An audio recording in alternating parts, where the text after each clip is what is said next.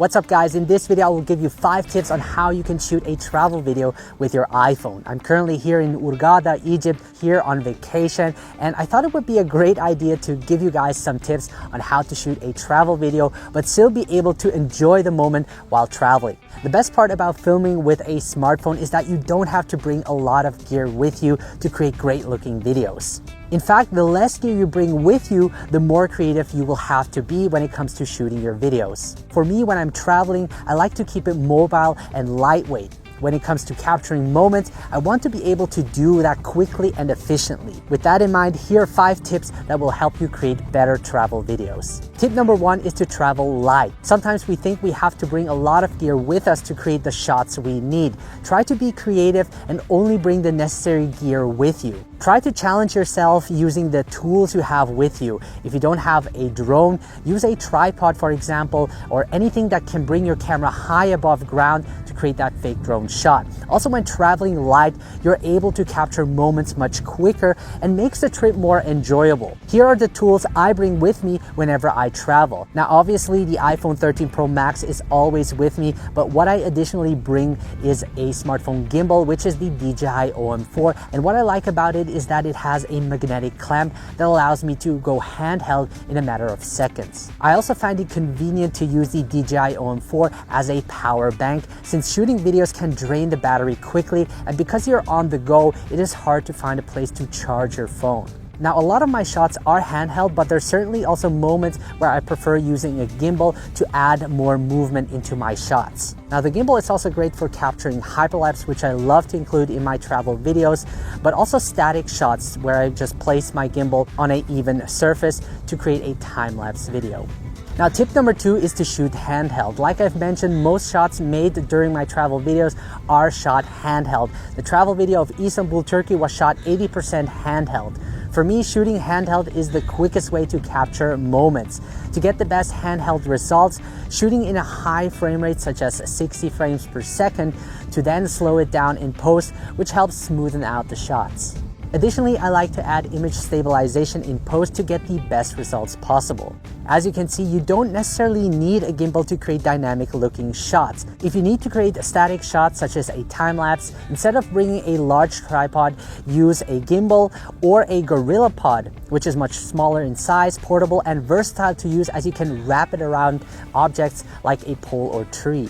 Tip number 3 is body posture. Whenever shooting handheld, you want to keep your arm close to your body and create a 2-point contact, as this will help smoothen out the shot. You also want to walk heel to toe to avoid up and down movements. This way you will make your shots look much more natural.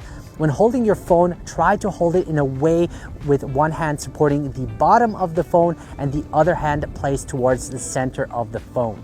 You will notice that you'll have much better grip and can therefore control your camera movements much better.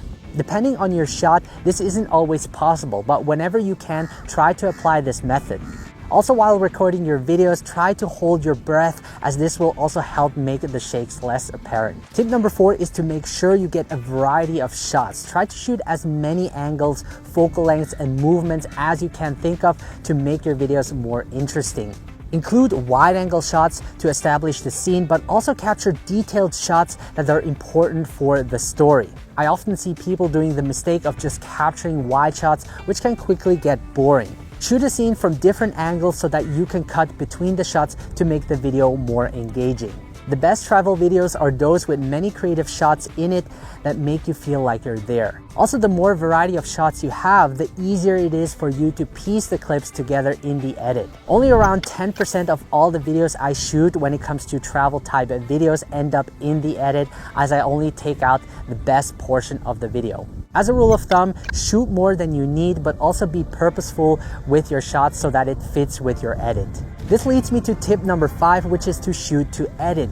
The tendency most beginner filmmakers have is to shoot everything they see without giving much thought. Before you start recording your video, think about why you're shooting it and how it fits the overall story that you will be telling when editing the video together. A good idea is to do some pre-planning to have a rough idea of how you want the video to look like. How do you want the people to feel when they see your video? And based on that vision you have in your mind, you can start shooting more purposefully.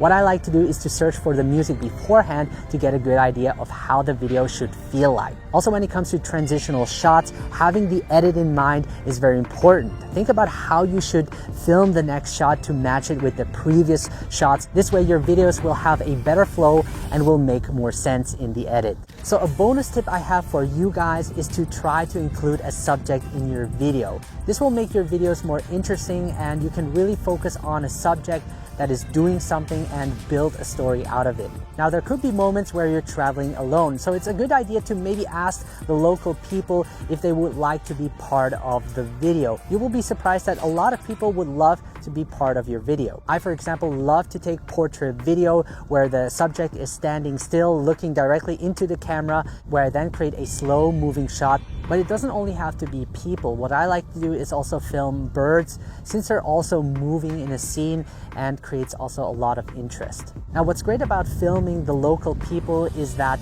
they're always doing something. And I usually like to capture those moments as well. So don't be shy, just go over to them and ask them if you could film them. This way you will create a whole lot of a better story. So make sure to keep these tips in mind the next time you create a travel video, as this will make your life a whole lot easier. Now, if you want to learn more, make sure to check out smartphonefilmmaking.com, which is my epic online course with over 40 plus valuable content and is growing day by day, where you will learn everything there is to filming high quality videos with your smartphone. So make sure to not miss out. The first 30 people to sign up will receive a 30% discount using the code SF30OFF. So if you want to up your game, make sure to take advantage of this offer and start create your masterpiece right there on your phone. If you have any questions, make sure to let me know. Thank you for watching, and I will see you in the next lesson.